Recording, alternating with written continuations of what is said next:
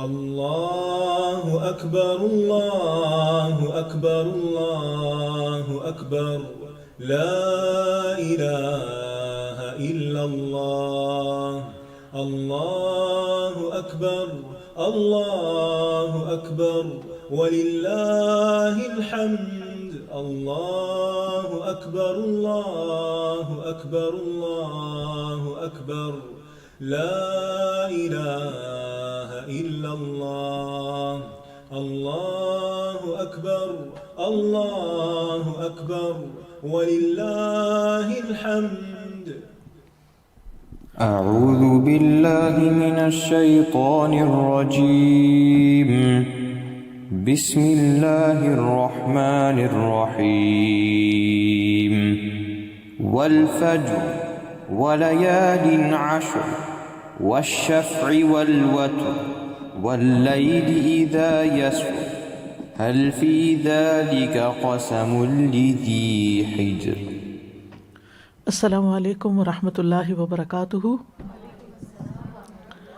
نحمده ونصلی علی رسولہ الکریم. اما بعد فاعوذ باللہ من الشیطان الرجیم. بسم اللہ الرحمن الرحیم. رب اشرح لی صدری ویسر لی امری واحلل عقدۃ من لسانی یفقہوا قولی. اللہ اکبر اللہ اکبر لا الہ الا اللہ واللہ اکبر اللہ اکبر وللہ الحمد. اللہ اکبر کبیرا والحمد للہ کثیرا وسبحان اللہ بکرۃ واصیلا. اللہ اکبر اللہ اکبر اللہ اکبر وللہ الحمد. اللہ اکبر واجل. اللہ اکبر علی ما ہدانا. اللہ اکبر کبیرا اللہ اکبر کبیرا اللہ اکبر واجل. اللہ اکبر وللہ الحمد. ذوالحجہ کے یہ 10 دن بہترین دن ہیں اور ان میں ہمیں بہترین اعمال کی طرف رغبت کرنی چاہیے. بہترین اعمال قلوب کے اعمال بھی ہیں، یعنی دلوں کے اعمال بھی ہیں، زبان کے اعمال بھی ہیں اور جوارح کے اعمال بھی ہیں. ان بہترین اعمال میں عبادات بھی ہیں. ہم پر عبادت کیوں فرض کی گئی؟ اس لیے نہیں کہ اللہ سبحانہ وتعالیٰ کو کوئی اس کی ضرورت تھی، وہ سراسر ہمارے اپنے فائدے کے لیے. کیونکہ ہم انسان ہیں، کمزور ہیں، ہم سے غلطیاں ہوتی ہیں، اللہ کے حق میں بھی کوتاہی ہو جاتی ہے اور بندوں کے حق میں بھی کوتاہی ہوتی ہے. اس کوتاہی کی وجہ سے ہمارے دلوں پر ایک بوجھ آ جاتا ہے، ایک سٹریس کریٹ ہو جاتا ہے، دل پر ایک پریشانی سی چھا جاتی ہے. انسان اس بوجھ سے نکلنا چاہتا ہے، اس پریشانی سے نکلنا چاہتا ہے، اور اس سے نکلنے کا بہترین راستہ اور بہترین طریقہ اللہ سبحانہ تعالیٰ کی طرف رغبت کرنا ہے، اللہ کی عبادت کرنا ہے.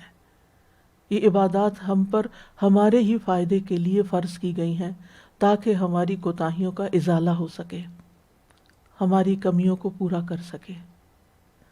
حذیفہ رضی اللہ عنہ کہتے ہیں کہ میں نے رسول اللہ صلی اللہ علیہ وسلم کو یہ کہتے ہوئے سنا کہ آدمی اپنے گھر میں، اپنے مال میں اور اپنے پڑوسی کے ساتھ، اپنے کولیگز کے ساتھ جو غلطیاں کرتا ہے، نماز، روزہ اور صدقہ اس کا کفارہ بن جاتے ہیں.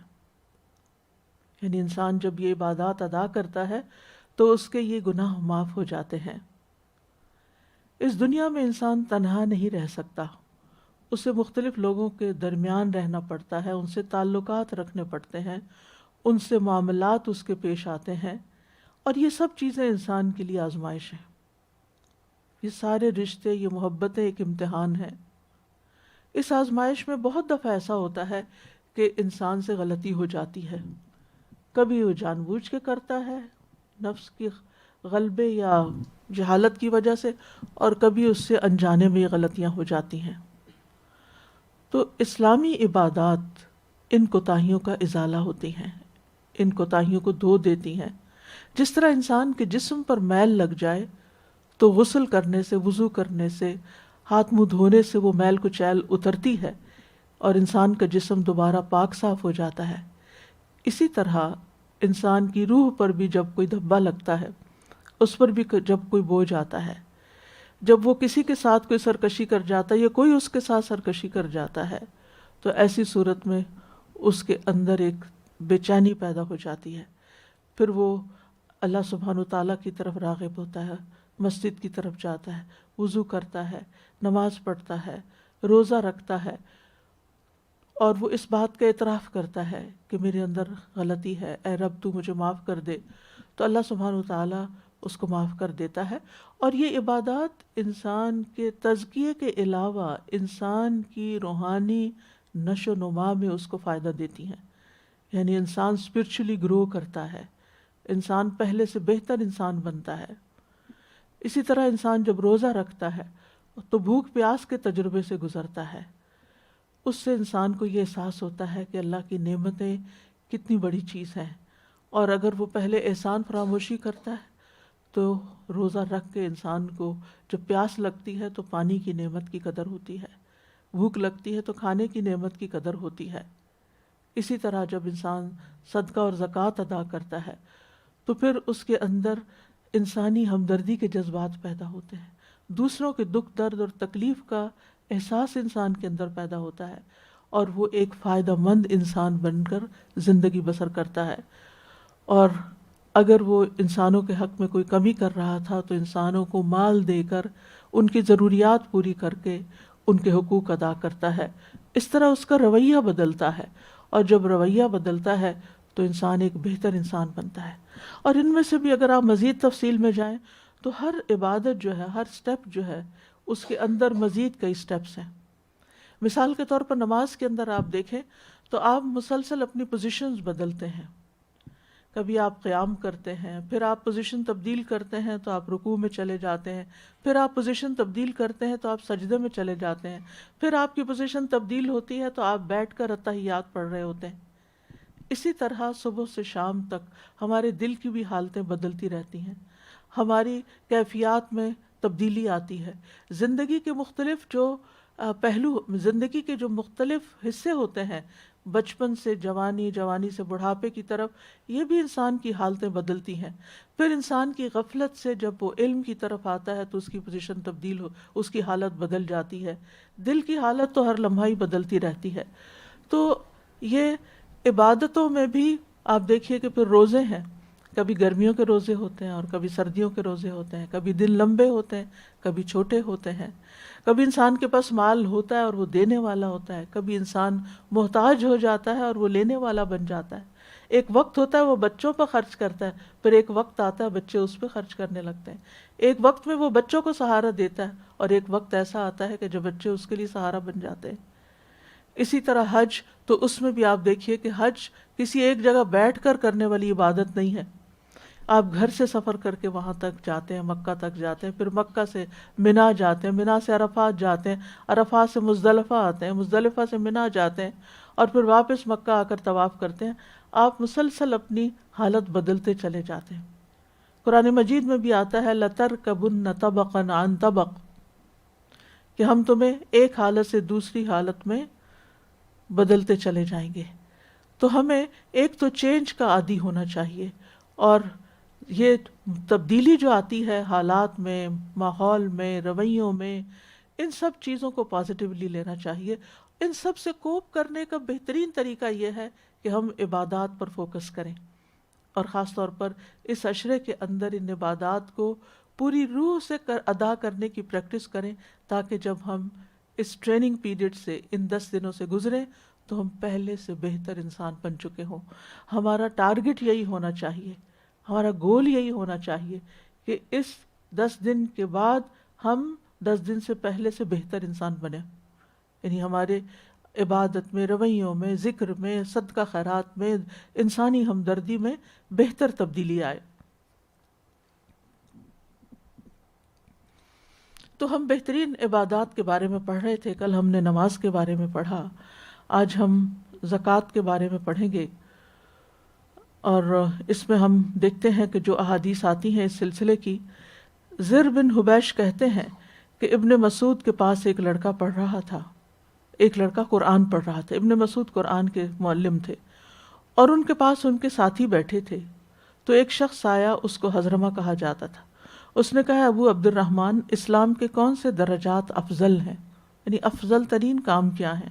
انہوں نے کہا نماز۔ انہوں نے کہا پھر؟ انہوں نے کہا زکوٰۃ۔ تو اس سے یہ پتہ چلتا ہے کہ نماز کے بعد عبادات میں زکوٰۃ کا بہت اہم مقام ہے، اسی لیے قرآن مجید میں متعدد بار نماز کے ساتھ زکوٰۃ کا ذکر آتا ہے۔ اسی طرح افضل عبادات میں روزہ بھی ہے۔ ابو امامہ سے روایت ہے کہ انہوں نے رسول اللہ صلی اللہ علیہ وسلم سے سوال کیا کون سا عمل افضل ہے؟ آپ نے فرمایا اپنے اوپر روزے کو لازم کر لو، کیونکہ روزے جیسا کوئی عمل نہیں۔ روزہ خیر کا دروازہ ہے۔ معاذ بن جبل کہتے ہیں میں ایک سفر میں نبی صلی اللہ علیہ وسلم کے ساتھ تھا، آپ نے فرمایا کیا میں تمہیں بھلائی کے دروازے یعنی ان کے راستے نہ بتاؤں؟ روزہ ڈھال ہے، صدقہ گناہ کو ایسے بجھا دیتا ہے جس طرح پانی آگ کو بجھاتا ہے۔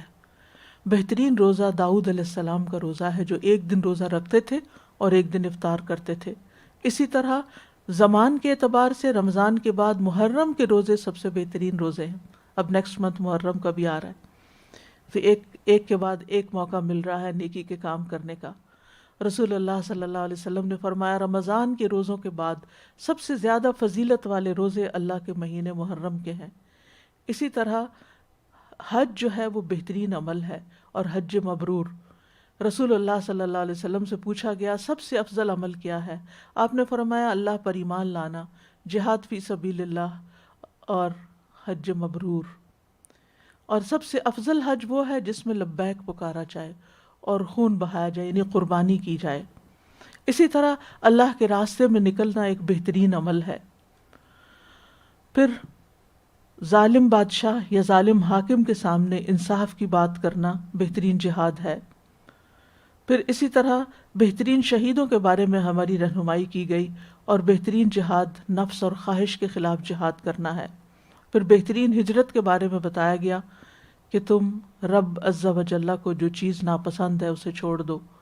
تو یہ ہیں چند بہترین عبادات جن کا ذکر ہمیں قرآن و سنت میں ملتا ہے۔ تو سب سے پہلے ہم کچھ بات زکوٰۃ کے بارے میں کریں گے۔ ارشاد باری تعالیٰ ہے ليس البر أن تولوا وجوهكم قبل المشرق والمغرب ولكن البر من آمن بالله واليوم الآخر والملائكة والكتاب والنبيين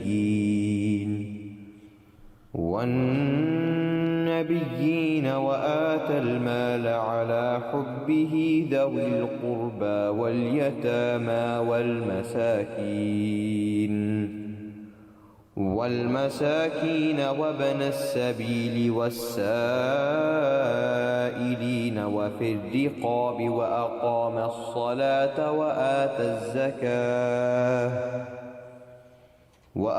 الصلاة وآتى الزكاة والموفون بعهدهم إذا عاهدوا والصابرين في البأساء والضراء وحين البأس أولئك الذين صدقوا وَأُولَئِكَ هُمُ الْمُتَّقُونَ۔ نیکی یہ نہیں کہ تم اپنے منہ مشرق اور مغرب کی طرف پھیرو، لیکن اصل نیکی اس کی ہے جو اللہ اور یوم آخرت اور فرشتوں اور کتاب اور نبیوں پر ایمان لائے، اور اس کی محبت کے باوجود مال دے قرابت داروں، یعنی مال کی محبت کے باوجود مال خرچ کرے رشتہ داروں، یتیموں، مسکینوں، مسافروں اور مانگنے والوں کو، اور گردنیں چھڑانے میں، اور نماز قائم کرے اور زکوٰۃ دے۔ اور وہ جو نیکی ان کی ہے جو اپنا عہد پورا کرنے والے ہیں، جب وہ عہد کریں، اور خصوصاً تنگ دستی اور تکلیف اور لڑائی کے وقت صبر کرنے والے ہیں۔ یہی لوگ ہیں جنہوں نے سچ کہا اور یہی بچنے والے ہیں۔ اسی طرح سورۃ البینہ میں اللہ تعالیٰ فرماتے ہیں وَمَا أُمِرُوا إِلَّا لِيَعْبُدُوا اللَّهَ مخلصين له الدين حنفاء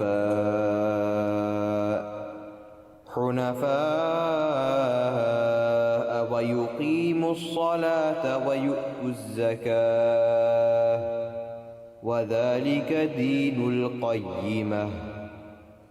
اور انہیں اس کے سوا حکم نہیں دیا گیا کہ وہ اللہ کی عبادت کریں، اس حال میں کہ اس کے لیے دین کو خالص کرنے والے ایک طرف ہونے والے ہوں، یعنی یکسو ہوں، اور نماز قائم کریں اور زکوٰۃ دیں۔ یہی مضبوط ملت کا دین ہے، یعنی دین کی بنیادیں ہیں، اصل ہے۔ اگر نماز اور زکوٰۃ نہیں تو ایسے شخص کا دین نہیں۔ زکوٰۃ کیا ہے؟ زکوٰۃ وہ متعین فکسڈ رقم ہے جو مالدار انسان اپنے مال میں سے سال کے آخر میں اللہ کے راستے میں نکالتا ہے، اللہ کی خاطر، اور اس طرح وہ اپنے مال کو پاک کرتا ہے۔ اور اس حصے کو جب وہ اللہ کی خاطر لوگوں کو دیتا ہے تو وہ اس بات کا اظہار کرتا ہے کہ وہ دراصل اس نعمت کا شکر ادا کر رہا ہے جو اللہ نے اسے مالدار بنا کر اس پر کی۔ یہ شکر ادا کرنے کا بھی ایک ذریعہ ہے، اور اس بات کا اقرار بھی کہ اصل دینے والا تو اللہ ہے۔ جب اس نے دیا ہے تو اس کے کہنے پر، اس کے بتائے ہوئے راستے پر خرچ کرنا بھی میرے لیے لازم ہے۔ تو زکوٰۃ میں جن کے پاس ہوتا ہے وہ ان کو مال دیتے ہیں، جن کے پاس نہیں ہوتا۔ اس کا ایک فائدہ یہ بھی ہے کہ مال سوسائٹی کے اندر گردش کرتا رہے، بالکل ایسے ہی جیسے جسم میں خون گردش کرتا رہے تو انسان صحت مند رہتا ہے، اور اگر خون کسی جگہ پر جم جائے یا سرکولیشن رک جائے تو وہ انسان کی موت کا باعث بھی ہو سکتا ہے۔ اسی طرح ایک زندہ سوسائٹی، ایک بہترین معاشرہ وہ ہوتا ہے جس کے اندر مال گردش کرتا رہے اور سب طبقات تک اس کا فائدہ پہنچتا رہے۔ جو کمانے والے ہیں، جن کو اللہ نے بہت دیا ہے، وہ ان کی طرف لوٹا لے جائیں، جن کے پاس نہیں ہے، تاکہ وہ بھی خوشحال زندگی بسر کر سکے۔ تو اس طرح زکوٰۃ کا تعلق عبادت سے تو ہے ہی، اخلاقیات سے بھی ہے، انسانی ہمدردی اور خیر خواہی سے بھی ہے۔ اس سے انسان کے اندر سے بخل کے جذبات نکلتے، زکوٰۃ پاک کرتی ہے، یعنی انسان کے نفس کو خرابیوں سے، خود غرضی سے، سیلفشنس سے نکالتی ہے، انسان کے اندر سخاوت کے جذبات پیدا کرتی ہے، اس کے اندر انسان دوستی کی روح پیدا کرتی ہے۔ اور اسی طرح دوسرے اینڈ پر جو ریسیپینٹ ہوتے ہیں، جو لینے والے ہوتے ہیں، ان کے دل میں بھی دینے والوں کے لیے ایک محبت پیدا ہوتی ہے، اور اس طرح آپس کی نفرتیں بھی ختم ہوتی ہیں۔ دوسروں کے مال کو دیکھ کر عموماً جو حسد کے جذبات پیدا ہوتے ہیں، زکوٰۃ اور صدقات کی ادائیگی سے وہ حسد ختم ہوتا ہے، اور اس کے برعکس محبت کے جذبات پیدا ہوتے ہیں کہ یہ اپنے لیے تو کماتے ہیں اور خرچ کرتے ہیں، ہمیں بھی دیتے ہیں۔ اور زکوٰۃ چونکہ اللہ کے لیے دی جاتی ہے، اللہ تعالیٰ نے ہم پر فرض کی ہے، اس لیے اسے ایک عبادت بھی کہا گیا ہے، اور ایک بہترین عبادت۔ یہ اللہ تعالیٰ کو نہیں پہنچتی، اللہ کے بندوں کو اس سے فائدہ پہنچتا ہے، لیکن چونکہ اللہ کے لیے دی جاتی ہے اس لیے یہ زکوٰۃ انسان کو اللہ سے بھی جوڑ دیتی ہے، اللہ کا قرب عطا کرتی ہے، اللہ سے اس کو اجر ملتا ہے، اور قیامت کے دن ایسے لوگ اللہ کے چہرے کا دیدار کرنے کے قابل ہوں گے جو اللہ کی محبت میں مال خرچ کرتے ہیں۔ تو یہ عبادت بھی ہے اور خدمت بھی ہے۔ تو بہترین عبادت کیا ہے زکوٰۃ کے سلسلے میں؟ جو عبداللہ بن مسعود نے ایک سوال کرنے والے کو بتایا کہ وہ اسلام کی جو بہترین، یعنی کہ جو ہائی لائٹس ہیں اسلام کے، ان میں نماز ہے، زکوٰۃ ہے۔ یعنی اگر کسی سوسائٹی کے اندر سب لوگ نماز پڑھتے ہیں اور سب لوگ زکوٰۃ دینے والے ہیں تو آپ سوچئے کہ وہاں کتنا امن و امان ہوگا، وہاں کتنی انسانی ہمدردی اور خیر خواہی ہوگی۔ اور قرآن مجید میں اسی لیے ہم دیکھتے ہیں کہ بار بار نماز اور زکوٰۃ کا ذکر اکٹھا آتا ہے۔ وَأَقِيمُوا الصَّلَاةَ وَآتُوا الزَّكَاةَ وَارْكَعُوا مَعَ الرَّاكِعِينَ وَأَقِيمُوا الصَّلَاةَ وَآتُوا الزَّكَاةَ وَأَطِيعُوا الرَّسُولَ لَعَلَّكُمْ تُرْحَمُونَ۔ یہ اللہ تعالیٰ کی رحمت پانے کا بھی ذریعہ ہے اور اسلام کے بنیادی ارکان میں سے ہے۔ اور مال دیے جانے کا مقصد کیا ہے؟ کہ انسان کے اندر سے لالچ اور خود غرضی ختم ہو، انسان کا نفس پاک ہو، انسان اللہ کا شکر ادا کرے، اور پھر مال کا شر اور وبال بھی دور ہو۔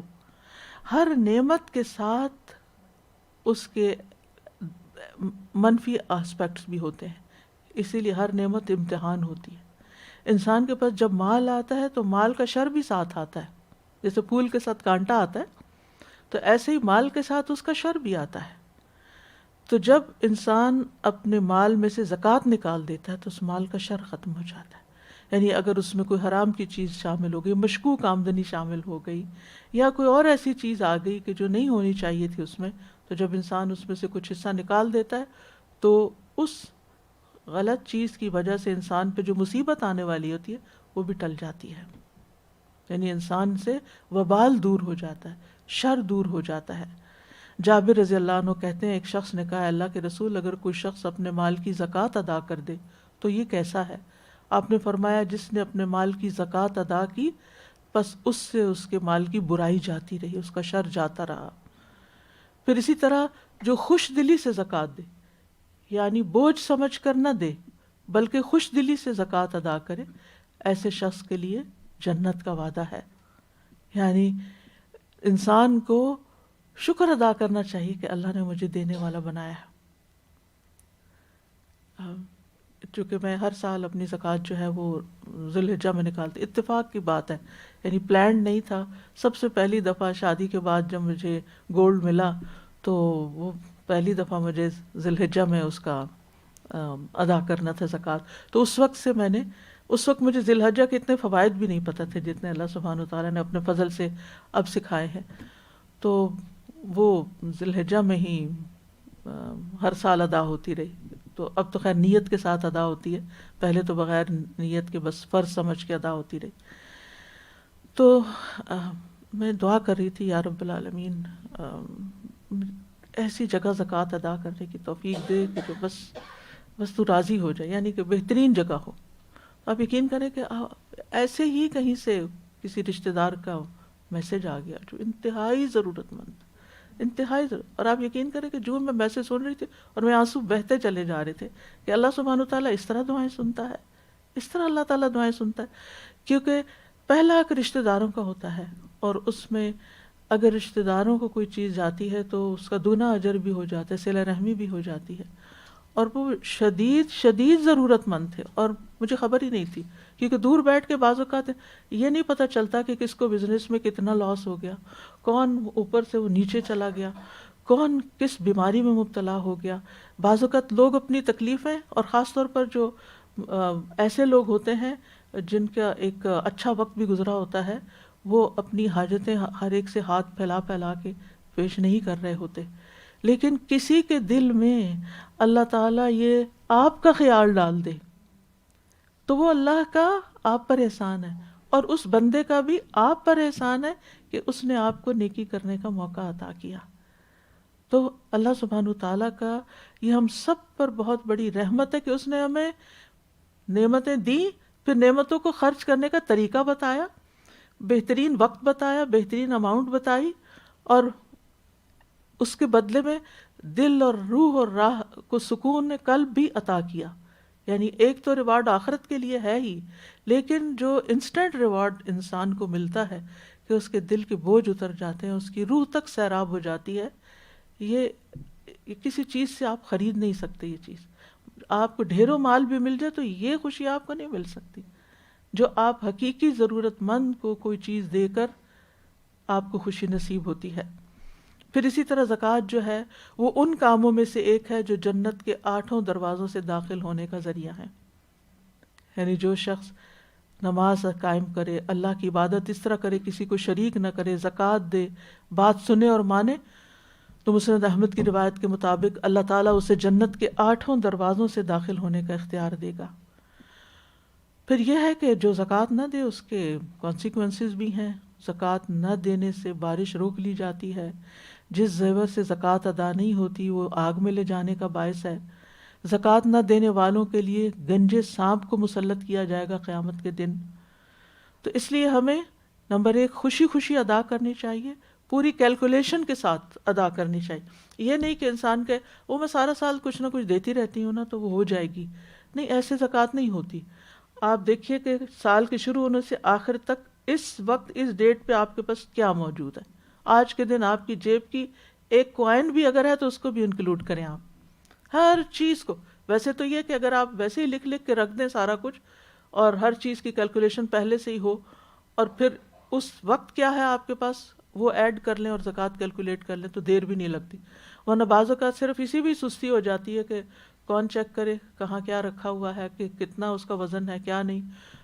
کبھی بھی کوئی چیز آپ گولڈ کی خریدیں کہ خواتین کے پرسپیکٹو سے بات کر رہی ہوں تو ساتھ ہی اس کی اماؤنٹ اور وہ جو اس کی جو اماؤنٹ تو خیر ہر سال سونے کی بدلتی رہتی ہے، اس کا جو ویٹ ہے وہ فوراً نوٹ کر لیں تاکہ پھر اس وقت آپ کو بہت مشکل نہ ہو۔ اور اگر نہیں آپ کے پاس کوئی چیز ویٹ کرنے کی آپ کو پتہ ہی نہیں ہے تو پھر ایک دفعہ آپ کر کے ان سب چیزوں کو اپنے پاس ریکارڈ میں لکھ رکھیں تاکہ ہر دفعہ ہر سال دوبارہ آپ کو اس کو ویٹ نہیں کرانا پڑے، اور آپ کو بھی پھر دینے کے لیے ویٹ نہ کرنا پڑے کہ آپ کو اپنا فرض تاخیر سے ادا نہ ہو۔ پھر اس کے بعد بہترین روزہ، یعنی روزہ جو ایک بہترین عبادت ہے۔ روزہ بھی زکوٰۃ کی طرح اینول عبادت ہے۔ ہر سال رمضان میں ہم ایک پورے مہینے تک روزے رکھتے ہیں اور اس میں اللہ کے حکم سے سحری سے لے کر مغرب تک، سورج غروب ہونے تک ہم کچھ کھاتے پیتے نہیں ہیں اور اپنے آپ کو زیادہ سے زیادہ عبادت میں، ذکر میں، قرآن کی تلاوت میں مشغول کر لیتے ہیں، اور اس طرح انسان کی روحانیت ترقی کرتی ہے۔ یعنی رمضان کا پیریڈ بھی ایک پورا ٹریننگ کا پیریڈ ہوتا ہے، اور اس طرح انسان ایک بہترین زندگی، ایک بیلنسڈ لائف گزارتا ہے جو مادیت اور روحانیت کے درمیان ہوتی ہے۔ روزہ بھی انسان کے اندر شکر کے جذبات پیدا کرتا ہے۔ جب انسان کھانے پینے سے محروم ہو کر کئی گھنٹے جب کھانے پینے کی طرف آتا ہے تو یہ چیز انسان کے اندر شکر کا احساس بڑھا دیتی ہے۔ پھر اسی طرح انسان کو اخلاقی طور پر ڈسپلن بھی کرتا ہے روزہ، کیونکہ روزے کی حالت میں صرف کھانے پینے سے نہیں رکنا ہوتا بلکہ کچھ اور چیزوں پر بھی روک لگتی ہے، اور اس طرح انسان کو تربیت دی جاتی ہے کہ تم ایک پابند زندگی گزارو، ڈسپلن میں رہو، نہ کہ جب جو جی چاہے کرنا شروع کر دو۔ اور پھر ایک طرح سے یہ سپیڈ بریکر بھی ہے کہ ہم ایک پوری دوڑ میں لگے جا رہے ہوتے ہیں دنیا کی، اور پھر اس کو روک کر اپنی نیند میں کمی کرتے ہیں، کھانے پینے میں کمی کرتے ہیں، دیگر خواہشات میں کمی کرتے ہیں، اور اس طرح ہم اللہ سبحانہ تعالیٰ کے بھی قریب ہوتے ہیں۔ اور دوسرا یہ کہ اس مہینے میں نبی صلی اللہ علیہ وسلم بہت زیادہ سخاوت کیا کرتے تھے، تو ہمیں بھی آپ کی سنت کے مطابق اسی کے ساتھ ایک خوشی اور شوق یعنی محبت ہوتی ہے، اور پھر قرآن کی تلاوت کثرت سے کی جاتی ہے، تو یہ پورا ایک تربیتی کورس بن جاتا ہے رمضان کا مہینہ۔ اسی طرح رسول اللہ صلی اللہ علیہ وسلم سے پوچھا گیا کون سا عمل افضل ہے، آپ نے فرمایا اپنے اوپر روزے کو لازم کر لو، کیونکہ روزے جیسا کوئی عمل نہیں۔ مسند احمد کی ایک بڑی خوبصورت روایت ہے، ابو امامہ کہتے ہیں کہ رسول اللہ صلی اللہ علیہ وسلم نے ایک لشکر ترتیب دیا جس میں میں بھی تھا۔ میں آپ کی خدمت میں حاضر ہوا اور عرض کیا، یا رسول اللہ صلی اللہ علیہ وسلم، میرے حق میں شہادت کی دعا کر دیجئے کہ میں اس جنگ میں شہید ہو جاؤں۔ آپ نے فرمایا، اے اللہ سلامت رکھ اور مال غنیمت عطا کر۔ یعنی اس کی خواہش کرو، اور کچھ اور تھی، آپ نے کچھ اور دعا دی۔ وہ کہتے ہیں چنانچہ ہم مال غنیمت کے ساتھ صحیح سالم واپس آ گئے۔ دوبارہ ایک اور لشکر ترتیب دیا گیا، میں پھر حاضر ہوا، پھر یہی ریکویسٹ کی میری شہادت کی دعا کریں، آپ نے پھر وہی دعا دی۔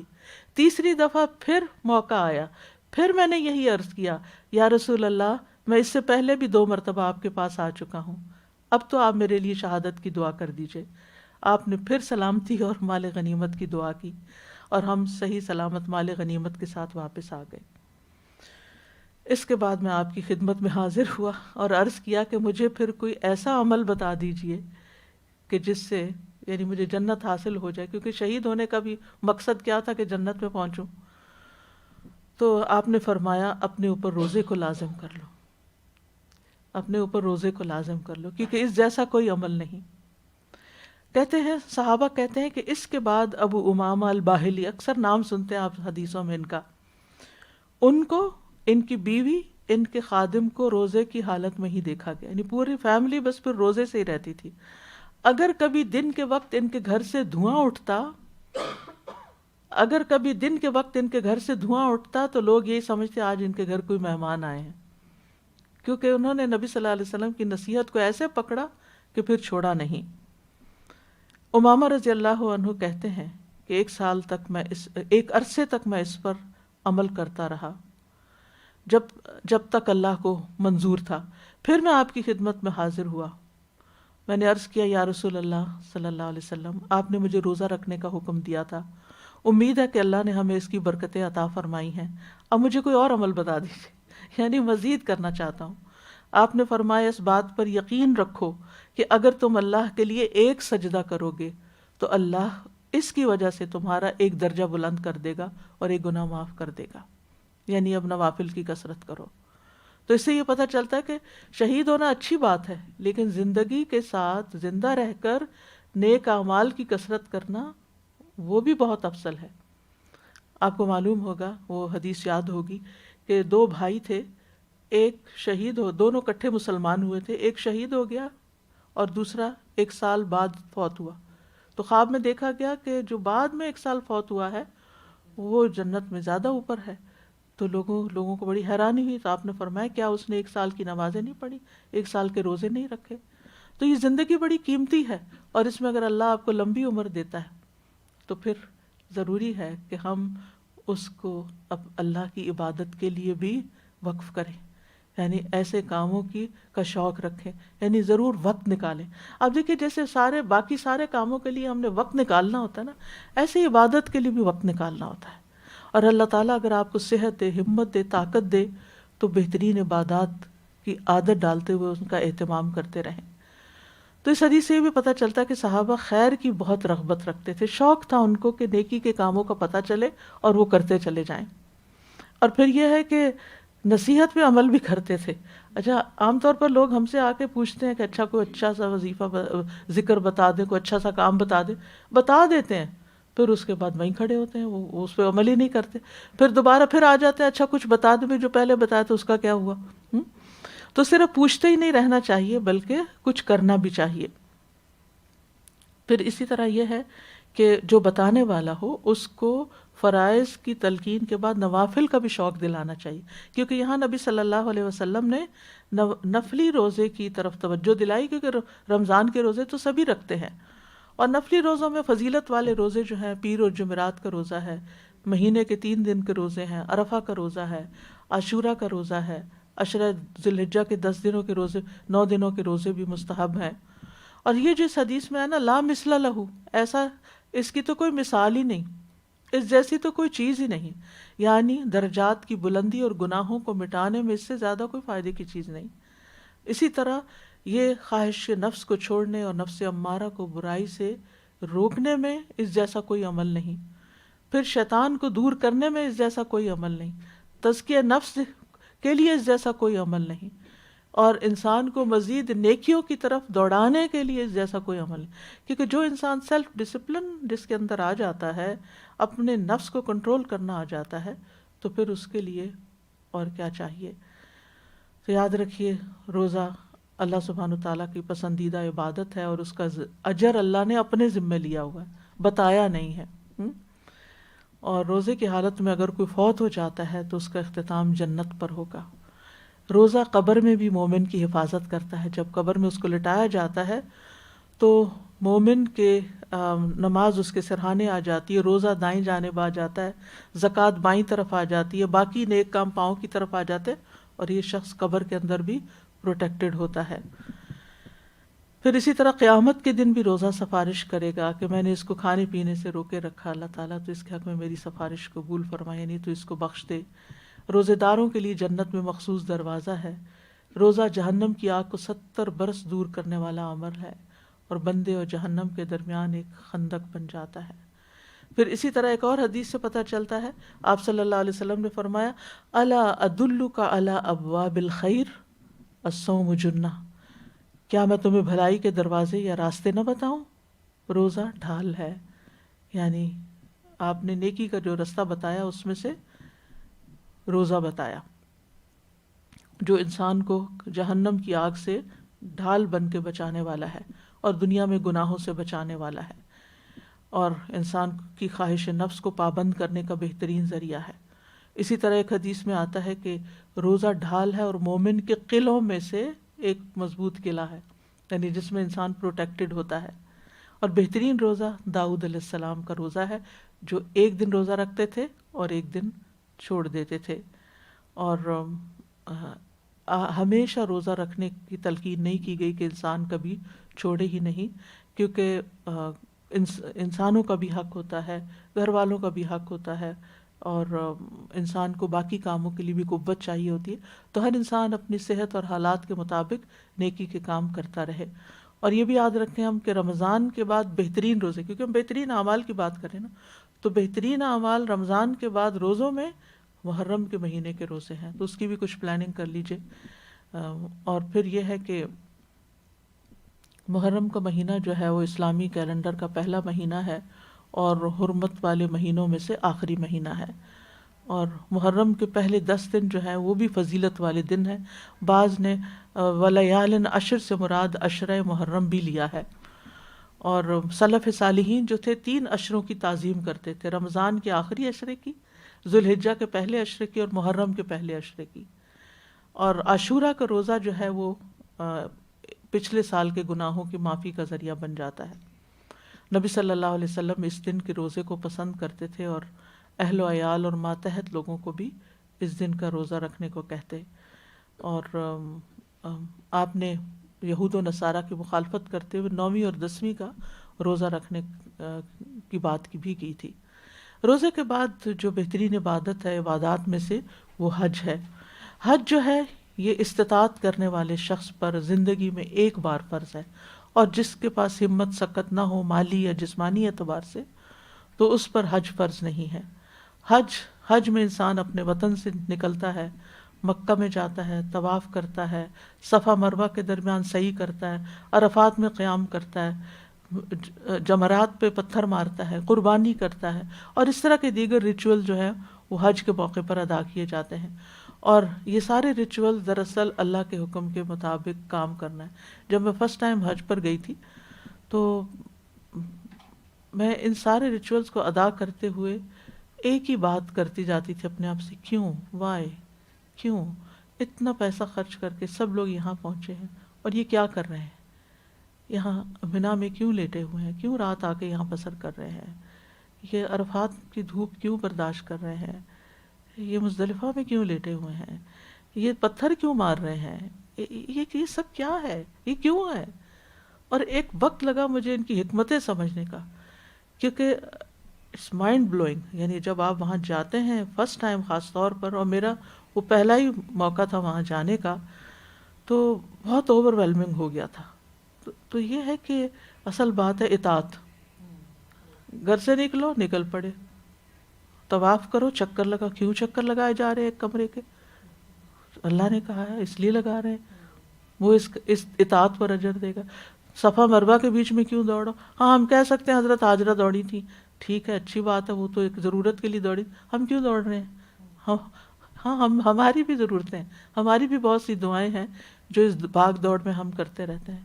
پھر اسی طرح باقی ریچول جو ہے، یہ سب دراصل اس بات کا اظہار ہے کہ اللہ تعالیٰ آپ جو پسند کریں گے، جو کہیں گے، جہاں جانے کے لیے کہیں گے، جس وقت جانے کے لیے کہیں گے، ہم جس بھی حال میں ہوں گے ہم وہاں پہنچیں گے، اور ہم وہ کریں گے جو آپ نے ہمیں بتایا، اور اس کے بدلہ کیا ہے، جنت۔ سورۃ الحج میں اللہ تعالیٰ فرماتے ہیں وَأَذِّن فِي النَّاسِ بِالْحَجِّ يَأْتُوكَ رِجَالًا وَعَلَى كُلِّ ضَامِرٍ يَأْتِينَ مِن كُلِّ فَجٍّ عَمِيقٍ لِيَشْهَدُوا مَنَافِعَ لَهُمْ وَيَذْكُرُوا اسْمَ اللَّهِ فِي أَيَّامٍ مَّعْلُومَاتٍ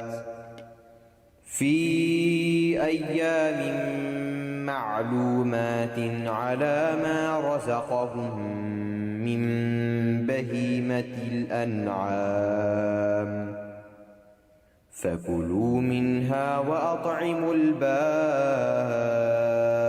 الْفَقِيرَ ثم ليقضوا تفثهم وليوفوا نذورهم وليطوفوا بالبيت العتيق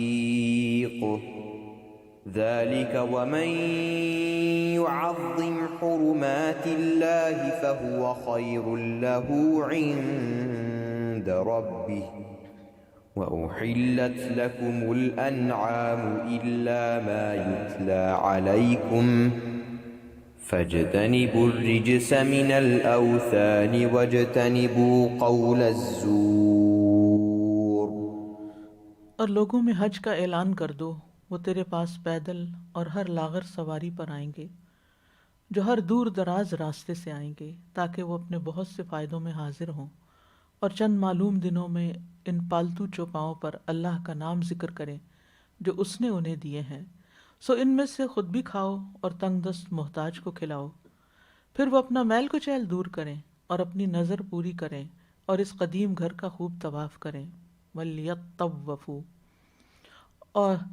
اور جو کوئی اللہ کی حرمتوں کی تعظیم کرے تو وہ اس کے لیے اس کے رب کے ہاں بہتر ہے، اور تمہارے لیے مویشی حلال کر دیے گئے ہیں سوائے ان کے جو تمہیں پڑھ کے سنائے جاتے ہیں، پس بتوں کی گندگی سے بچو اور جھوٹی بات سے بچو۔ یہ ہے حج کا پیغام۔ تو حج میں جتنے بھی مناسک ہیں یہ دراصل اللہ کے حکم سے ہم ادا کرتے ہیں، اور ان کا ذکر قرآن مجید میں بھی کیا گیا ہے اور احادیث میں بھی ان کی تفصیلات بتائی گئی ہیں، اور ان کو ادا کر کے ایک طرح سے بندہ اپنے آپ کو اللہ کے حوالے کرتا ہے۔ حج ابراہیم علیہ السلام کی سنت بھی ہے، اذ قال له ربه اسلم قال اسلمت لرب العالمین، جب اس کے رب نے اس سے کہا کہ اپنا آپ میرے حوالے کر دو تو انہوں نے کہا کہ میں نے اپنا آپ رب العالمین کے حوالے کر دیا۔ تو حج میں انسان چاہے احرام کا پہننا ہو، تلبیہ کا پکارنا ہو، پراگندہ بال ہو، خستہ حال ہو، وہ اپنے آپ کو اللہ کے سپرد کر دیتا ہے اور اللہ کی بھرپور اطاعت کرتا چلا جاتا ہے، اور ایک طرح سے اور پھر قربانی کر کے وہ یہ بتاتا ہے کہ میں اگر اس جانور کو اللہ کے راستے میں قربان کر رہا ہوں تو وقت آنے پر اپنی جان کی بھی قربانی دے سکتا ہوں۔ اور پھر یہ کہ حج ان تاریخی یادگاروں کو دیکھنے کا بھی ایک موقع ہے جو عام طور پر مسلمان اپنے ملک میں نہیں دیکھ سکتا، اور پھر ان یادگاروں کو دیکھ کر انسان کے اندر ان لوگوں کی محبت بھی پیدا ہوتی ہے جنہوں نے اللہ کی خاطر قربانیاں کی تھی اور اپنا گھر بار چھوڑ کر، خاص طور پر حضرت ہاجرہ اور حضرت اسماعیل علیہ السلام جو تھے وہ اس بیابان وادی میں آ کر آباد ہوئے تھے۔ اس خاتون کی کتنی بڑی قربانی تھی اور اللہ کی اطاعت کی کتنی بڑی نشانی تھی۔ یعنی اللہ نے آپ کو حکم دیا ہے، حضرت ابراہیم سے کہنے لگی اپنے شوہر سے کہ آپ ہمیں یہاں چھوڑ دیں، کہا کہ اللہ نے حکم دیا، تو پھر ایک دم مطمئن ہو گئی کہ پھر اللہ ہمیں کبھی ضائع نہیں کرے گا۔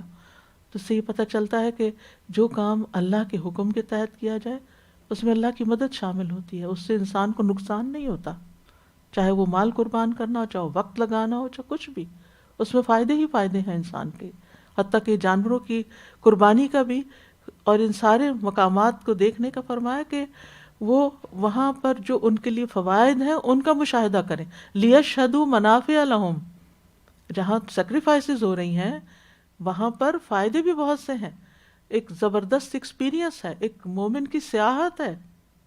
یعنی اب دنیا میں بہت یعنی کہ ویکیشن پہ جانے کا رواج ہوا ہے، لیکن یہ مسلمانوں کے لیے تو کئی سو سال پہلے سے ہی وہاں کا سفر اور وہاں کی سیر جو ہے وہ ایک فریضے کی حد تک رکھی گئی اگر انسان میں استطاعت ہو۔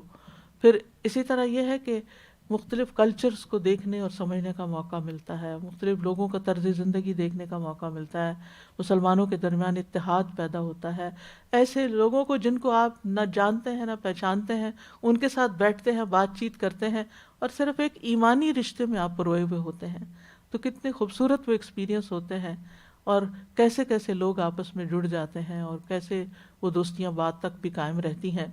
تو اس میں بے شمار فائدے ہیں، اور مالی اعتبار سے بھی جو لوگ حج کے سارے انتظام کر رہے ہوتے ہیں، ان کے جو بزنسز وہاں فلرش کر رہے ہوتے ہیں، حاجیوں کو جو کچھ وہ سیل کر رہے ہوتے ہیں، کھانے پینے سے لے کر گفٹ شاپنگ تک، یہ ساری چیزیں جو ہیں ایک بہت بڑا بزنس بھی ہوتا ہے۔ پھر قربانی کے جانوروں کا بزنس، پھر ان کی کھالیں، ان کا گوشت، یعنی فائدے ہی فائدے ہیں جو انسان اس عبادت کی تعمیل میں حاصل کرتا ہے. اور بہترین حج جو ہے وہ حج مبرور ہے. نبی صلی اللہ علیہ وسلم سے پوچھا گیا افضل عمل کیا ہے؟ آپ نے فرمایا اللہ پر ایمان لانا، جہاد فی سبیل اللہ اور حج مبرور. حج مبرور کیا ہے؟ ایسا حج جس میں کوئی گناہ ملا ہوا نہ ہو، یعنی گناہ اور نافرمانی سے پاک. فمن فرض فیہن الحج فلا رفث ولا فسوق ولا جدال فی الحج. اور پھر نبی صلی اللہ علیہ وسلم نے یہ بھی فرمایا کہ حج مبرور وہ ہے جس میں کھانا کھلایا جائے اور اچھی گفتگو کی جائے. اور حج مبرور کا لفظ بر سے ہے، اور بر کہتے ہیں نیکی کو. حدیث میں آتا ہے البر حسن الخلق، نیکی کیا ہے؟ حسن اخلاق. تو حج مبرور وہ حج ہے جس میں انسان ریچولز ادا کرنے کے بعد یا اس کے ساتھ ساتھ حسن اخلاق کا مظاہرہ بھی کرتا ہے، لڑائی جھگڑے نہیں کرتا، کیونکہ بہت تھکاوٹ ہوتی ہے، بہت انسان کے اوپر کیفیات گزر رہی ہوتی ہیں جس میں اس کے اندر چڑچڑا پن آ جاتا ہے. بعض اوقات رش ہوتا ہے، بھیڑ ہوتی ہے، کوئی کام ہو نہیں پاتا، بعض اوقات واش رومز کا پرابلم ہوتا ہے. تو ایسی تمام سچویشنز میں انسان اپنے جذبات کو کنٹرول کر کے رکھے، اپنے آپ کو نارمل رکھے، دوسروں کی مدد کرتا ہوا نظر آئے، یہ بہترین حج بن جاتا ہے.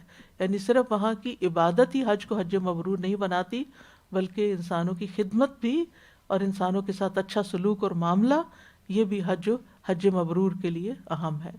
تو حج جہاں ایک فریضہ ہے اور زندگی میں ایک ہی بار فرض ہے، وہاں اس فریضے کو جلد ادا بھی کرنا چاہیے، اور جو ہی فرض ہو جائے تو بس پھر دیر نہیں لگانی چاہیے. اور حج کے لیے جانا فی سبیل اللہ جانا بھی ہے. نبی صلی اللہ علیہ وسلم نے فرمایا ان الحج والعمرۃ من سبیل اللہ، حج اور عمرہ اللہ کے راستے میں سے ہیں. ایک اور روایت میں آتا ہے اللہ کے راستے میں غازی اور حج اور عمرہ ادا کرنے والے اللہ کا وفد ہیں، وہ اللہ کے ڈیلیگیٹس ہیں، اللہ کے مہمان ہیں. اور حج کرنے والے کی دعائیں بھی قبول ہوتی ہیں. یعنی اس کا ایک فائدہ یہ بھی ہے، گزشتہ سارے گناہوں کی معافی ہو جاتی ہے، انسان بالکل ایسے ہوتا ہے جیسے وہ نئے سرے سے پیدا ہوا ہو.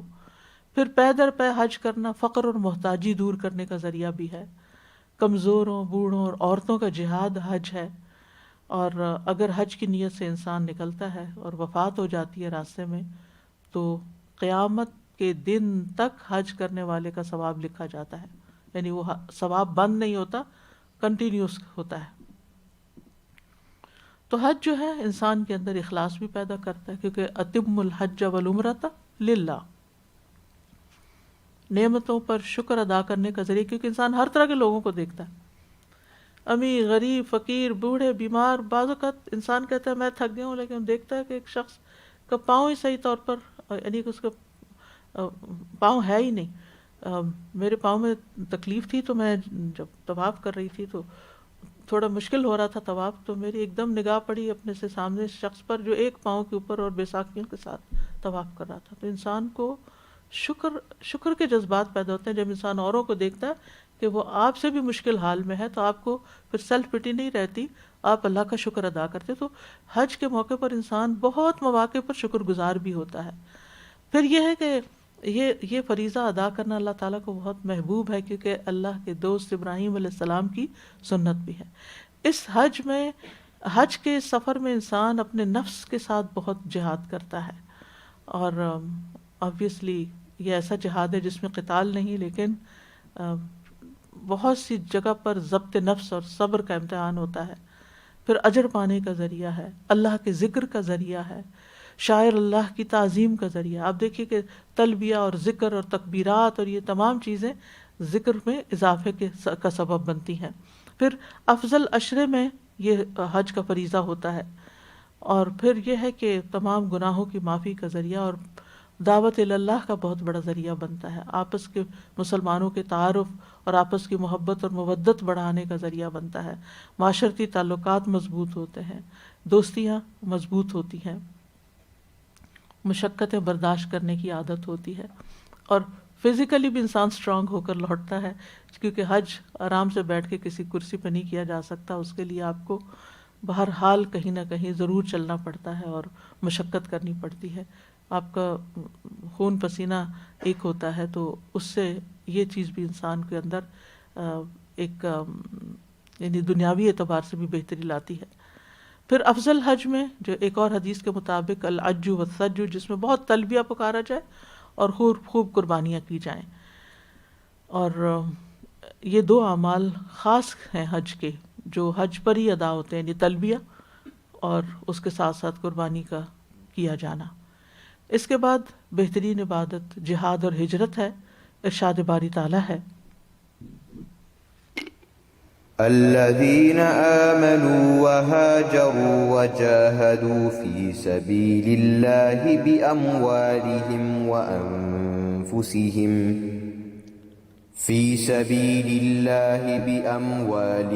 وأنفسهم أعظم درجة عند الله وأولئك هم الفائزون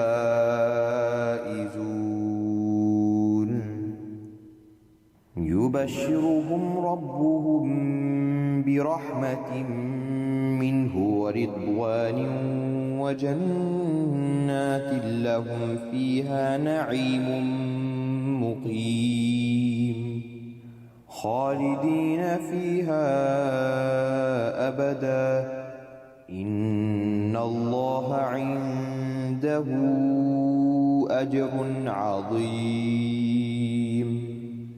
وہ لوگ جو ایمان لائے اور انہوں نے ہجرت کی اور اللہ کے راستے میں اپنے مالوں اور اپنی جانوں سے جہاد کیا، اللہ کے ہاں درجے میں زیادہ بڑے ہیں اور یہی کامیاب لوگ ہیں۔ ان کا رب انہیں اپنی طرف سے بڑی رحمت اور عظیم رضامندی اور ایسے باغوں کی خوشخبری دیتا ہے، ایسے باغوں کی خوشخبری دیتا ہے جن میں ان کے لیے ہمیشہ رہنے والی نعمت ہے، جس میں وہ ہمیشہ رہیں گے، ہمیشہ ہمیشہ۔ بے شک اللہ ہی ہے جس کے پاس بہت بڑا اجر ہے۔ کتنی خوشخبریاں ہیں اس کے ساتھ۔ جہاد کا معنی ہوتا ہے کوشش کرنا، بڑی کوشش، جہد بھی ہوتا ہے، اور جہاد جب حروف زیادہ ہو جاتے ہیں کسی اصل مادے میں تو معنی بھی زیادہ ہو جاتا ہے، اس میں شدت آ جاتی ہے۔ تو دین کے راستے میں، اللہ کے راستے میں جو سچی کوشش ہوتی ہے وہ جہاد کہلاتی ہے۔ انسان کا نفس اس کو برائی کی طرف لے جانا چاہتا ہے، تو انسان اپنے نفس سے جب لڑتا ہے تو یہ نفس کا جہاد کہلاتا ہے۔ دوست ساتھی اس سے غلط کام کروانا چاہتے، پیئر پریشر ہوتا ہے، اس پریشر کے خلاف انسان صحیح کام کرتا ہے، کسی کا دباؤ قبول نہیں کرتا، وہی کرتا ہے جو اللہ کا حکم ہوتا ہے، تو یہ بھی ایک جہاد ہے۔ اسی طرح لوگوں کو جب اچھی بات بتائی جاتی ہے، بری بات سے روکا جاتا ہے، تو یہ بھی ایک مشقت والا عمل ہے۔ امر بالمعروف اور نہی عن المنکر آسان نہیں ہے، لیکن جب انسان ان مشقتوں کو برداشت کر کے لوگوں کی خیر خواہی کے لیے ان کو صحیح بات بتاتا رہتا ہے، چاہے ان کی طرف سے بری بلی باتیں بھی سننے کو ملے، تو یہ بھی جہادی کی ایک قسم ہے۔ پھر اسی طرح بعض اوقات انسان کے اپنے ہی رشتہ داروں، اپنے ہی پڑوسیوں، دوستوں اور ان کی طرف سے انسان کو تلخ قسم کے تجربات پیش آتے ہیں۔ ایسے میں اللہ کے حکم پر قائم رہنا، جوابی کارروائی نہ کرنا اور تعلقات کو، ریلیشن شپ کو خوشگوار رکھنا، اللہ کی خاطر یہ سب کچھ کرنا، یہ بھی ایک جہاد کی قسم ہے۔ جہاد کی ایک قسم جو ہے وہ قتال ہے، جس میں اللہ کے حکم کی پیروی کرتے ہوئے دشمن سے لڑا جاتا ہے، اور اس کے مقابلے میں دین کی خاطر جو جگہ ہوتی ہے اس کی حفاظت کی جاتی ہے، اور اس کو بھی جہاد کہا جاتا ہے۔ تو جہاد صرف کسی ایک عمل کا نام نہیں، اس میں بہت سی کوششیں جو ہیں وہ جہاد میں شامل ہو جاتی ہیں۔ رسول اللہ صلی اللہ علیہ وسلم نے فرمایا، اللہ کی راہ میں ایک دن مورچے پہ رہنا دنیا و ما فیہا سے بہتر ہے۔ جنت میں تم میں سے کسی کے کوڑا رکھنے کی جگہ، جنت میں تم میں سے کسی کے کوڑا رکھنے کی جگہ دنیا و ما فیہا سے بہتر ہے۔ کسی شخص کا صبح یا شام کے وقت اللہ کے راستے میں چلنا دنیا و ما فیہا سے بہتر ہے۔ یعنی ان سب چیزوں کو بہت بڑے اجر کا باعث بتایا گیا۔ اور رباط جو ہے وہ مسلمانوں کی حفاظت، اس کے لیے پہرا دینا، سرحدوں کی حفاظت، یہ چیز اس میں آتی ہے۔ اور کہتے ہیں کہ یہ واحد ایک عمل ایسا ہے کہ جو کم سے کم 1 گھنٹے کا ہوتا ہے اور زیادہ جتنا بھی لمبا ہو سکتا ہے، اور اگر کوئی شخص رباط کی حالت میں فوت ہو جاتا ہے تو اس کا عمل قیامت تک لکھا چلا جاتا ہے. اور غدوہ جو ہے اور روحہ جو ہے، غدوہ دن کے اول حصے کو کہتے ہیں ظہر تک، اور ظہر سے رات تک پھر روحہ کہلاتا ہے. یعنی پہلے حصے میں انسان نکلے یا پچھلے حصے میں نکلے، مارننگ یا آفٹرنون میں. اور اللہ کے راستے میں جو نکلتا ہے اس کے اوپر اس قدم پر آگ حرام ہو جاتی ہے. اور اللہ تعالیٰ کی حفاظت اور ضمانت میں ایسے لوگ ہوتے ہیں جو اللہ کے راستے میں نکلتے ہیں. اسی طرح علم کے راستے میں نکلنا بھی جہاد ہے. آپ علم حاصل کرنے کے لیے اپنا گھر چھوڑتے ہیں اور کہیں پہنچ کر باقاعدہ آپ علم حاصل کرتے ہیں، یہ بھی فی سبیل اللہ ہے.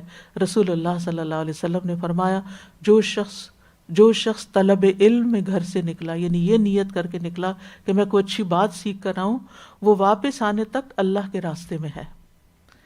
پھر اسی طرح خیر کی تعلیم دینے کے لیے، یعنی ایک ہے سیکھ طالب علم اور ایک ہے معلم، تو جو سکھانے کے لیے نکلتا ہے وہ بھی اللہ کے راستے میں ہے.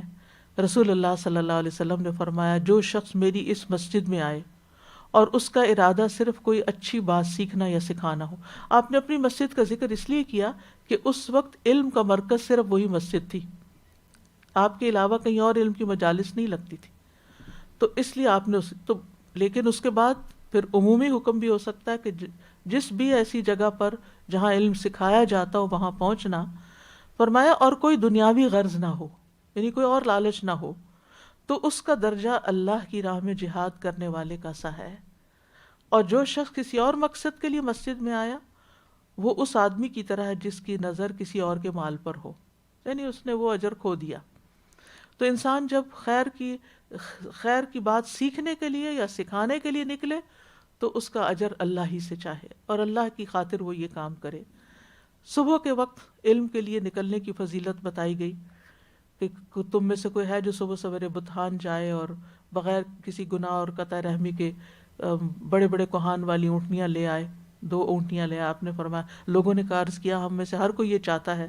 آپ نے فرمایا تم میں سے کوئی صبح مسجد کی طرف نہیں جاتا کہ وہ اللہ سبحانہ وتعالیٰ کی کتاب کی 2 آیتیں خود سیکھے یا ان کی قرات کرے، یا اس کے لیے 2 اونٹنیوں سے زیادہ بہتر. یعنی منیمم اگر 2 آیتیں بھی کوئی جا کے سیکھتا ہے تو اس کا بھی اتنا بڑا اجر ہے. تو سوچئے جو پورا صفحہ اور پورا ربع یاد کر لیتے ہیں جا کر، یا اس کا ترجمہ سیکھ لیتے ہیں یا تفسیر سیکھتے ہیں یا سکھاتے ہیں، اس کا کیا اجر ہوگا. اور طالب علم کے لیے تو آپ کو معلوم ہی ہے کہ فرشتے پر بچھاتے ہیں، اور ایک روایت کے مطابق حج کے برابر بھی ثواب ملتا ہے. ابو امامہ بیان کرتے ہیں نبی صلی اللہ علیہ وسلم نے فرمایا جو شخص صبح کے وقت اس لیے مسجد کی طرف نکلا کہ بھلائی سیکھے یا سکھائے، دونوں میں سے کوئی بھی کام کرے، تو اس کے لیے پورا حج ادا کرنے والے کے مثل اجر ہے. یعنی بعض اوقات انسان وہاں تک نہیں جا سکتا. یہ اتنا بڑا اجر کیوں بتا دیا گیا؟ اس لیے کہ حج ایک ذاتی عمل ہے، لیکن جب انسان علم دیتا ہے تو اس سے بہت سی زندگیوں میں خیر و بھلائی آتی، تو اجر ملٹی پلائی ہو جاتا ہے. اور اسی طرح سیکھنے والے کے لیے کیوں اجر ہے کہ وہ سیکھ کر اوروں کو سکھانے والا ہے، اس کا عمل بدلے گا اور اس کے عمل کی تبدیلی دوسروں کے لیے انسپریشن کا باعث ہوگی. پھر اسی طرح بہترین جہاد ظالم بادشاہ کے سامنے حق کی بات کہنا ہے. یہ سنن نبی داؤد کی حدیث ہے. آپ دیکھیے کہ ظالم حکمران یا ایسا حکمران کہ جو لوگوں کے ساتھ زیادتی کرتا ہے یا ان کے حقوق نہیں دیتا، تو اس کو اس سے روکنا اس کے ساتھ خیر خواہی ہے، کیونکہ ہمارا دین خیر خواہی کا نام ہے جو عوام کے ساتھ بھی ہے اور حکمرانوں کے ساتھ بھی ہے. اور یہاں پر فرمایا کہ کلمت عدل، یعنی وہ کلام جو عدل پر مبنی ہو، ایگزیجریشن پر مبنی نہ ہو، صحیح بات ہو، خیر خواہی کی بات ہو، چاہے 2 لفظ ہی کیوں، کلمہ لفظ کو کہتے ہیں، ورڈ، تو چاہے ایک لفظ ہی آپ کسی کو بتا رہے ہیں. اور پھر حکمران کو بتانے کا فائدہ یہ کہ اس سے بہت بڑی خیر پھر پھیلتی ہے. اگر حکمران عدل کرنے والا بن جائے، لوگوں میں انصاف کرے، تو پھر 1 2 نہیں ہزاروں کو عدل ملتا ہے، اور آپ اس کا سبب تھے، آپ کے کہنے کی وجہ سے یہ کام ہوا. اچھا، یہاں پر آپ دیکھیے کہ ہمارے دین میں حق بات کہنے کی بھی بڑی اہمیت ہے، اور صحیح بات کسی کو پہنچانے کی بھی بڑی اہمیت ہے. اور قرآن مجید میں آتا ہے وَلَا يَخَافُونَ لَوْمَةَ لَائِمٍ، ایسے لوگ کسی ملامت کرنے والے کی ملامت کی پرواہ نہیں کرتے. تو لوگوں کی ہیبت اور خصوصاً حکمرانوں کی اور پھر وہ بھی ظالم کی بہت مشکل وقت ہوتا ہے کہ اس وقت انسان ان کو منکر سے روکے یا ان کو کوئی اچھی بات بتائے. لیکن اگر کوئی ایسا کرتا ہے تو اس کا بہت بڑا اجر. یاد رکھیے یہ جو الفاظ ہیں نا قابل غور ہیں. کلمت و حق، کلمت و عدل، اندہ سلطان جائر، اندہ اس کے پاس جا کے بات کرے. اچھا ہمارے لوگوں نے کیا شروع کر دیا؟ مسجدوں کے ممبروں پر، پبلک پلیسز پر، اپنے گھر کی مجلسوں میں، ہر جگہ بیٹھ کے حکمرانوں کو برا بھلا کہتے ہیں. اور حکمرانوں کو ان کے کان کو بھی بعض اوقات خبر نہیں ہوتی کہ عوام کیا کہہ رہے ہیں، انہیں پتہ بھی نہیں ہوتا کیونکہ ان کے آس پاس جو وزیر مشیر ہوتے ہیں وہ بعض اوقات ان کو ایسی بات پہنچنے نہیں دیتے. تو پھر اس سے کیا پتہ چلتا ہے کہ جب آپ کو بلایا جائے اور آپ کے پاس چانس ہو، موقع ہو، آپ ان تک اپروچ رکھتے ہو، پہنچ سکتے ہو، آپ کا ان کے ساتھ کوئی کنیکشن ہو، کوئی رشتہ داری ہو، کوئی دوستی ہو، کوئی ملاقات کا موقع ہو، تو اس موقع کو ہاتھ سے نہ جانے دیں اور ان کی خیرخواہی کریں. پھر اسی طرح بہترین شہید کون ہے؟ یعنی بہترین جہاد کی بات ہوئی، بہترین جہاد میں ظالم کے سامنے کلمہ حق، اور پھر بہترین شہید. ایک آدمی نے نبی صلی اللہ علیہ وسلم سے پوچھا کون سے شہید سب سے افضل ہے؟ آپ نے فرمایا جو اگر صف میں دشمن کے سامنے پہنچ جائیں تو اس وقت تک اپنا رخ نہیں پھیرتے جب تک شہید نہ ہو جائیں. یہی لوگ جنت کے بالا خانوں میں قیام پذیر ہوں گے. انہیں ان کا رب دیکھ کر مسکراتا ہے، اور جب تمہارا رب دنیا میں کسی بندے کو دیکھ کر مسکرانے لگے تو اس کا کوئی حساب کتاب نہیں ہوگا. سبحان اللہ. تو اس سے یہ پتہ چلتا ہے کہ اللہ کے راستے میں جان دینا اور پھر فوکسڈ رہنا اور اپنے اس سے پھرنا نہیں، ادھر ادھر نہیں کہ مشکل وقت آئے تو انسان کو اور بہانہ ڈھونڈ کے آگے پیچھے ہو جائے. نہیں، حتیٰ کہ اگر جان بھی اس راستے میں جاتی ہے، کسی بھی طرح کی قربانی ہے، تو وہ اللہ سبحانہ وتعالیٰ کے ہاں بہت یعنی جنت میں لے جانے کا باعث ہے. ایسے لوگ اللہ کے ساتھ بہترین سودا کرنے والے ہیں. ان اللہ اشتری من المؤمنین انفسهم واموالهم بان لهم الجنہ یقاتلون فی سبیل اللہ فیقتلون ویقتلون وعدا علیہ حقا فی التوراۃ والانجیل والقرآن ومن اوفی بعہدہ من اللہ فاستبشروا ببیعکم الذی بایعتم بہ وذلک هو الفوز العظیم. اس کو بہت بڑی کامیابی قرار دیا گیا. یہ عذاب علیم سے نجات پانے والے لوگوں میں سے سب سے افضل وہ لوگ ہیں اور زیادہ کامل ایمان والے. اور اللہ کے راستے میں نکلنا غموں سے بھی بچاتا ہے. غم کا علاج ہے، یعنی فی سبیل اللہ نکلنا. اس سے انسان کو ایک بڑی مشقت کا تو سامنا کرنا پڑتا ہے، لیکن انسان اپنے سارے غم، پریشانیاں، دکھ پیچھے چھوڑ آتا ہے اور خیر کی مجلس میں آ کے خیر کا کام کر کے اللہ کے راستے میں نکل کر وہ ایک نئی زندگی لے کے لوٹتا ہے. پھر اسی طرح بہترین جہاد نفس اور خواہش سے جہاد کرنا ہے. رسول اللہ صلی اللہ علیہ وسلم سے پوچھا گیا کون سا جہاد افضل ہے؟ تو آپ نے فرمایا اللہ عز و جل کی ذات کی خاطر تمہارا اپنے نفس اور اپنی خواہش سے جہاد کرنا. اپنے نفس اور خواہش سے جہاد کرنا. یاد رکھیے کہ انسان کے تین بڑے دشمن ہیں. تین چیزیں انسان کی دشمن ہیں اس زندگی میں، اور موت تک اس پہ مسلط ہیں، پیچھا نہیں چھوڑتے. ایک ہے شیطان جو باہر سے ہے، ایک ہے نفس امارہ، اور تیسرے ہے حب الدنیا، دنیا کی محبت، دنیا کی لالچ. شیطان کے بارے میں تو آتا ہے ان الشیطان لکم عدو فاتخذوہ عدوا. شیطان تمہارا دشمن ہے، اس کو دشمن سمجھو. پھر نفس امارہ جو ہے ان النفس لامارۃ بالسوء، اور پھر حب دنیا. تو ان کا علاج کیا ہے؟ شیطان کے مقابلے میں اگر انسان اللہ کے لیے اپنے آپ کو خالص کر لے تو رحمان کے فرشتوں سے مدد ملتی ہے. ان الذین قالوا ربنا اللہ ثم استقاموا تتنزل علیہم الملائکہ. شیطان بھاگ جاتے ہیں اس بندے سے. پھر نفس امارہ کا مقابلہ کرنے کے لیے جو خواہشات کو ابھارنے کا ذریعہ بنتا ہے، اللہ نے ہمیں عقل دی ہے، عقل جیسی نعمت اور دولت دی ہے کہ جب نفس کی خواہش سر اٹھانے لگے تو دیکھو یہ کیا کر رہے ہو تم، کیوں حرام رستے پہ جانا چاہتے ہو، کیوں غلط کام کر رہے ہو. تو عقل جو ہے ذی حجر، وہ ہجر وہاں رکاوٹ ڈال دیتی ہے کہ نہیں یہ کام نہیں کرنا. اور تیسری چیز حب الدنیا، اس کا علاج ہے آخرت کا تذکرہ زیادہ کرنا. عفواً. حب الدنیا کا علاج کیا ہے؟ آخرت کی یاد اور آخرت کی نعمتیں. کثرت سے جنت کا تذکرہ اور جہنم کا تذکرہ یہ انسان کے لیے فائدہ مند ہوتا ہے. تو نفس کا جہاد جو ہوتا ہے، ابن قیم کہتے ہیں دشمن کے جہاد پر فوقیت رکھتا ہے، کیونکہ جو انسان خود کو ڈسپلن نہیں کر سکتا، اپنے آپ پہ قابو نہیں پا سکتا، وہ کسی اور کے ساتھ کیا کرے گا. ابن قیم کہتے ہیں نفس کے جہاد کے 4 درجے ہیں. علم سیکھنے کا درجہ، علم پر عمل کا درجہ. یعنی ایک جہاد کیا ہے کہ پہلے آپ انسان سیکھے. آپ سب کو معلوم ہے کہ سیکھنا ایک مشقت طلب عمل ہوتا ہے، محنت لگتی ہے، اس میں وقت لگتا ہے، قربانی ہوتی ہے. پھر عمل کرتے ہیں تو اس سے بڑی مشکل پیش آتی ہے. یعنی جو نئی چیز سیکھتے ہیں پھر جب اس کے اوپر عمل کرنے لگتے ہیں، چاہے روزہ رکھنا ہو، نماز پڑھنی ہو یا صدقہ کرنا، سب مشکل کام ہے. پھر ایک یہ مرحلہ آتا ہے. پھر اس سے اگلا مشکل مرحلہ کیا ہے؟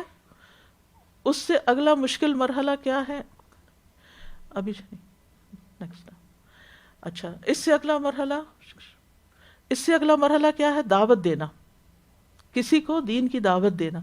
اس میں آپ کو بہت باتیں سننی پڑتی ہیں. خود کسی کارنر میں بیٹھ کے عبادت کر لینا آسان ہوتا ہے، اور وہ مشکل ہے، پر چھوٹی مشکل ہے. بڑی مشکل کیا ہے؟ جب آپ کسی کو سکھاتے ہیں تو وہ آپ کو تانے دیتا ہے یا آپ کو زندگی دوبر کرتا ہے. تو پھر اس میں انسان جو اذیتوں پہ صبر کرتا ہے، یہ بھی ایک جہاد ہے. تو نفس کو خواہش سے روکنے کی جزا جنت ہے. وَأَمَّا مَنْ خَافَ مَقَامَ رَبِّهِ وَنَهَى النَّفْسَ عَنِ الْهَوَىٰ فَإِنَّ الْجَنَّةَ هِيَ الْمَأْوَىٰ. اور پھر نفس سے مجاہدہ کر کے انسان تھکاوٹ میں نیند قربان کر کے عبادت کرتا ہے تو اللہ کا قرب پاتا ہے. اور اس کے برعکس خواہش پرستی، اللہ کی ہدایت کو چھوڑ کر خواہشوں کے پیچھے لگ جانا، یہ گمراہی ہے. حضرت داؤد کو اللہ تعالیٰ نے فرمایا تھا وَلَا تَتَّبِعِ الْهَوَىٰ فَيُضِلَّكَ عَنْ سَبِيلِ اللَّهِ. خواہش نفس کی پیروی نہ کرنا، یہ تمہیں اللہ کے راستے سے بھٹکا دے گی. اور پھر اپنی مرضی کی زندگی گزارنا، سیلفش ہو کے زندگی گزارنا، یہ گمراہی کی زندگی ہے. شیطان خواہش کے راستے سے آتا ہے انسان کے پاس، تو اس پر قابو پانے کے لیے بھی اپنی خواہش پہ قابو پانا ہوتا ہے. تو بری خواہشات سے پناہ مانگنی چاہیے. اللہم انی اعوذ بک من منکرات الاخلاق والاعمال والاہواء. اور آخری چیز ہے بہترین ہجرت. عمر بن عبسہ کہتے ہیں میں رسول اللہ صلی اللہ علیہ وسلم کے پاس آیا اور پوچھا کون سی ہجرت افضل ہے؟ آپ نے فرمایا تمہارے رب عز و جل کو جو چیز ناپسند ہے اسے چھوڑ دو. اللہ کی ناپسندیدہ چیزوں کو چھوڑنا بہترین ہجرت ہے. اور ایک اور حدیث میں مہاجر وہ ہے جو اللہ کی منع کی ہوئی چیزوں کو چھوڑ دیتا ہے، اللہ کی خاطر گناہ چھوڑ دیتا ہے، حرام کام چھوڑ دیتا ہے. آپ کو یاد ہوگا کہ وہ 3 لوگ جو باہر کہیں جا رہے تھے، غار میں انہوں نے پناہ لی اچانک بارش کی وجہ سے، تو چٹان لڑکی اور غار کا منہ بند ہو گیا. تو اس میں سب نے اپنے اچھے اچھے عمل پیش کیے. ان میں سے ایک شخص نے کیا کہا تھا؟ اے اللہ تو خوب جانتا ہے کہ مجھے اپنے چچا کی لڑکی سے بہت محبت تھی، جتنی کسی مرد کو عورت سے ہو سکتی ہے. اس لڑکی نے کہا تم مجھ سے اپنی خواہش اس وقت تک پوری نہیں کر سکتے جب تک مجھے 100 اشرفی نہ دو. کہتے میں نے ان کے حاصل کرنے کی کوشش کی، آخر اتنی اشرفیاں جمع کر لی. پھر جب میں نے وہ مال اس کو دیا اور اپنی خواہش پوری کرنے لگا تو وہ بولی اللہ سے ڈرو اور اس مہر کو ناجائز طریقے پہ نہ توڑو. اس پر میں کھڑا ہو گیا اور میں نے اسے چھوڑ دیا. اب اگر تیرے نزدیک بھی میں نے یہ عمل تیری رضا کے لیے کیا تھا تو اس غار سے نکلنے کا راستہ بنا دے. نبی صلی اللہ علیہ وسلم نے فرمایا وہ پتھر 2/3 ہٹ گیا. یعنی اللہ تعالیٰ کو اس کا یہ عمل اتنا قبول، یعنی اتنا پسند آیا. تو یہ ہیں وہ بہترین کام جو ہمیں ان دنوں میں تو کرنے ہی ہیں، لیکن ان کو زندگی بھر کے لیے اپنانا ہے. اور ہر چیز میں جب ہم دنیاوی اعتبار سے بہترین دیکھتے ہیں تو اعمال میں بھی بہترین اعمال کا اہتمام کرنا چاہیے. اللہ تعالیٰ ہمیں عمل کی توفیق دے، کیونکہ عمل کرنے والا اور نہ کرنے والا برابر نہیں ہوتے. اور پھر یہ ہے کہ افضل ترین اعمال یعنی نیکیوں میں، جیسے شروع میں نے بتایا تھا کہ بہت سی نیکیاں اچھی ہوتی ہیں، لیکن ان میں سے پھر وہ نیکی لینی چاہیے جو دوسری نیکیوں پر بھی بھاری ہو. اللہ تعالی ہمیں سمجھ دے، حکمت دے، توفیق دے۔ وآخر دعوانا ان الحمد للہ رب العالمین۔